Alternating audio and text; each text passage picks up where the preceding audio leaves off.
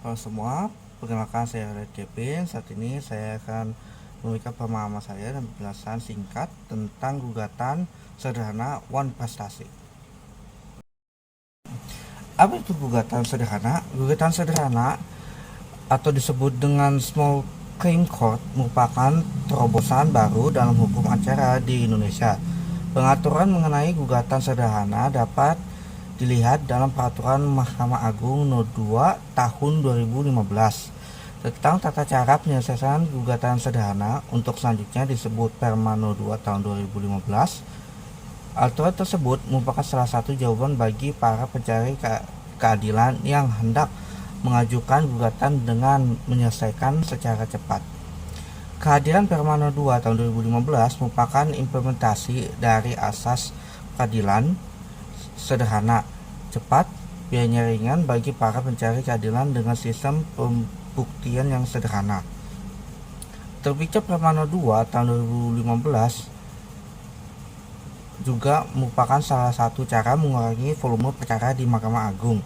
Gugatan sederhana dengan gugatan perdata umum di pengadilan adalah sama-sama berada di ranah hukum perdata. Selain itu, banyak gugatan perdata umum sama-sama dapat menyelesaikan sengketa atau dasar perbuatan melawan hukum atau PMH atau ingkar janji One Prestasi.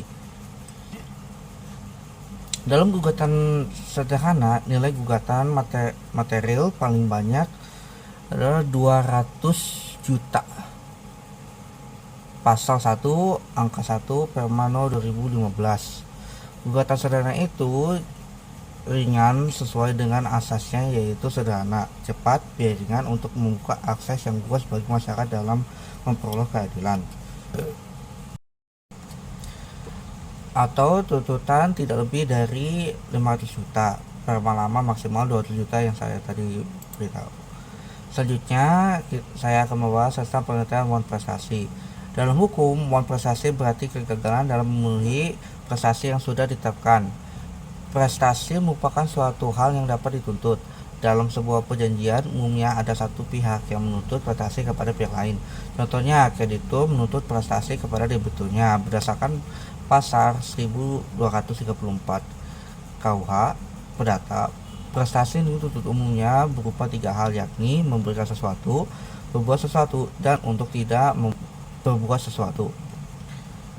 Seperti yang sudah disebutkan, kegagalan dalam memenuhi prestasi disebut prestasi. Kemudian ketuntutan atau dasar hukum seperti dimuat dalam KUH Perdata. Selanjutnya saya akan membahas tentang hukum perdata. Perdata merupakan pengaturan hak, harta benda, dan sesuatu yang berkaitan antara individu dengan badan hukum. Hukum perdata adalah ketentuan-ketentuan yang mengatur hak dan kewajiban seseorang dalam masyarakat. Istilah hukum perdata ini berasal dari bahasa Belanda privilege. Hukum perdata juga sering dikenal dengan sebutan hukum privat atau hukum sipil. Namun, istilah hukum perdata lebih umum digunakan saat ini. Hukum perdata di Indonesia terdiri dari 1.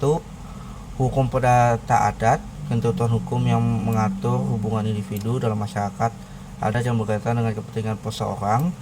Ketentuan adat ini umumnya tidak tertulis dan berlaku turun-menurun dan dalam kehidupan masyarakat adat tertentu. 2. Perdata Eropa, ketentuan atau hukum yang mengatur hubungan mengenai kepentingan orang-orang Eropa. 3. Hukum perdata nasional, bidang-bidang hukum sebagai hasil produk nasional. Salah satu bagian hukum perdata nasional adalah hukum perkawinan dalam Undang-Undang Nomor 1 Tahun 2097